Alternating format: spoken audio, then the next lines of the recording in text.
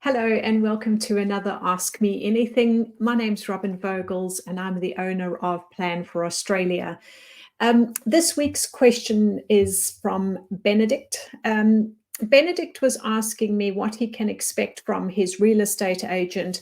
Now, he got in contact with me because he'd chosen a property online. The estate agent had done a video walkthrough on the property, processed his application, he accepted, he paid his deposits and his first month's rent in advance, then flew into Australia and wasn't happy.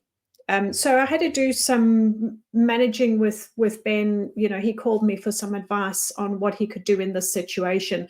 So there's a couple of things here. And, you know, I'm always very concerned about people choosing properties online, one, because of scammers, but also an estate agent who is happy to do a walkthrough with you potentially is struggling to rent out that property. So that would be a real red flag, a really big red flag if an estate agent is willing to do that, if they're not that busy that they're able to do a video walkthrough for you.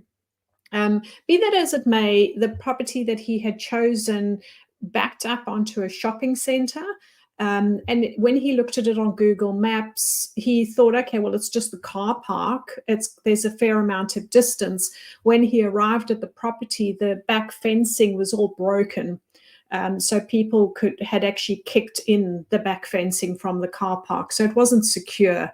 There was also mold in the bathroom that he hadn't seen on the video. And there was a real bad odor, like cats or something had been in the house. So anyway, I gave him some advice, but it did make me think that this week's AMA, I just wanted to explain what you can expect from the estate agent. At open for inspections, they're not necessarily the property manager or the person making the decision about your application. So work that out first. That's an important question to ask if you're doing your own inspections. Are you the property manager? Another client that we actually had, and we had to give them some advice, they had arrived.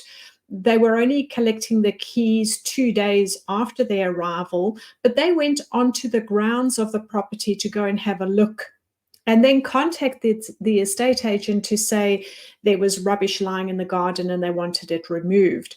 Well, you're actually trespassing. So you can't be going onto the property if you don't have the keys yet or your lease hasn't started. So just be careful of that.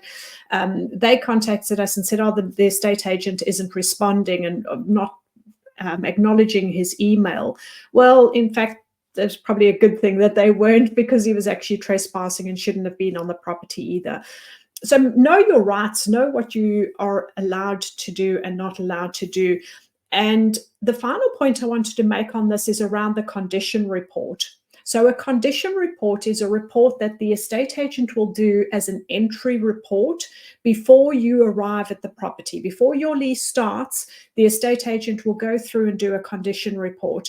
You then go through and do a condition report, checking everything the estate agent has noticed, any defects that are noted on the condition report. And that is then held on file until you leave the property to check if there's any new damage. Okay.